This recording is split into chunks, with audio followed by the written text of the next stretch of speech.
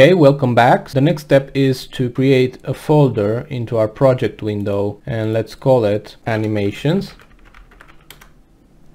Inside this folder we will create a animator controller which will control all the animations. Let's call this character controller.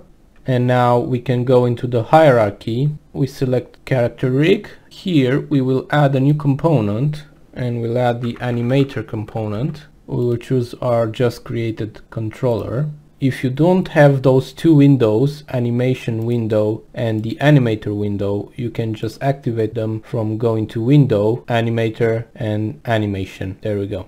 Let's create our first animation. We want the character to blink from time to time. So we'll create an animation for that. Let's go to the animation tab, hit create, make sure we are in the animation folder, and let's create an animation. We'll call it blink. Now we have timeline down here. We can start animating. Under body, left and right eye, because we want to animate them both. Under eyelids, we will have to activate and deactivate all of those sprites so we can create an animation. First of all, we press the record button. At the moment we have the eyes set as open. If we look at the timeline, we have 1 second here, which means this is about half a second. Let's say about half a second is all that we need for a character to blink. We'll go to here and we'll activate our first eyelid and deactivate the open eyelid. Then we go to 20 and we activate frame 2 and deactivate frame 1. Then we go to 30 and activate eyelid closed and deactivate frame 2. We go to 40, we deactivate the closed eye and we activate frame 2. We just go backwards basically. We go to 50 and we deactivate those and activate frame 1. And then we go to a second and we deactivate frame 1 and activate open eyelid. That's it. We can press stop recording. And let's hit play to see how it looks. It is a little bit slow, so let's try to make it a little bit faster. This upper keyframe lets you move all of the keyframes at once. And instead of a second, now it should take like half a second. Yeah, that's okay. Now, if we go to the animator window, we can see we already have the blink animation connected to the entry point, which means when we start playing the game, it will just stop blinking. So let's look at that. If we hit play, it just starts blinking all the time. That is not exactly what we wanted to do. So let's go back to the animator window and let's create here an empty state, call it empty.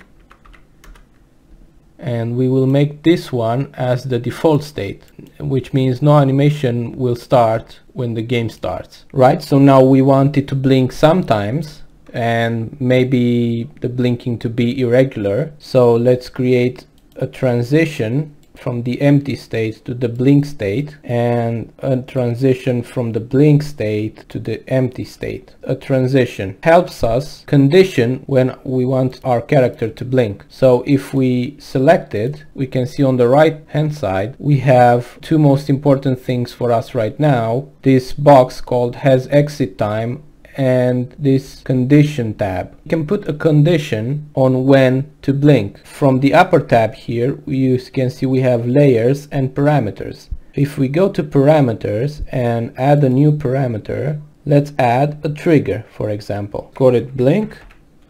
And now we can go back to our transition, and if we add a condition here, you can see we already have the blink condition, blink parameter we just entered. So this parameter we can then access it from code and set it to true to trigger the blink. Now that we have this, let's go into our hierarchy window and select character rig again. Let's add a new component, and this time let's add a script called character animation. We hit enter and double click on it. We start Visual Studio. We want it to blink sometimes and if possible to be at different intervals of time. What we want to do in here is access that variable that parameter so we can make it blink. In order to be able to access that parameter that we've just created, we need a way to access the animator component. So we'll just create a new variable called private animator, and we'll call this anim. In the start method, we just assign anim to the current animator component that sits on this game object. So we'll just say get component animator blink. So now we need a function that will activate the blink for us. So let's just create a function called blink, private void blink. In here we just say animator dot set boolean, because the trigger is a boolean. The first parameter we need to use in this case is a string with the name of the actual parameter we've set in here, which is called blink.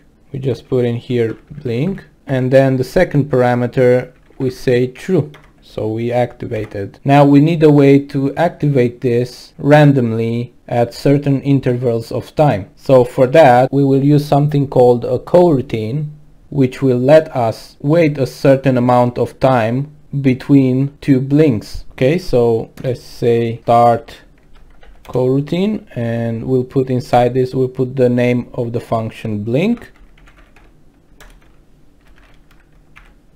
To be able to do this, we need to transform the blink method from a void to an enumerator, and inside here we will have to say yield return new wait for seconds, and we'll give it an amount of seconds we want it to wait. Let's call this seconds. We don't have it created yet, but we'll just create it right now up here. Let's call this float seconds, and we'll use the random method to get a random float between two numbers. So let's say random.range between, let's say, 2 seconds 2.0f because it's a float, and 4 seconds 4.0f, and so we'll get a random amount of seconds. Each time we enter this method, we'll get a random amount of seconds between 2 seconds and 4 seconds, and then we'll wait that amount of seconds, and after which we'll set the blink variable, the blink parameter, to true, and that will trigger the animation for us. Okay, the last thing we need to do is never exit this blink method that we've just created, so we'll just make it loop forever with the help of while. We'll say while true, which means if this is true, you'll just repeat this. So true is true, so this will never exit. It gets a random amount of second, it waits for that amount of second, it activates the blink animation. Then it goes back again, gets a random amount of seconds, waits for that amount of seconds, and it blinks again. Okay, let's see how it works. So we go back to Unity. Go to game mode, press play.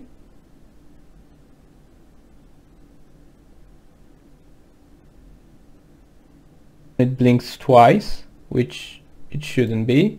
We need to go to the project panel, go to the blink animation that we've just created in the animation folder, and deselect loop time, so it doesn't ever loop the animation.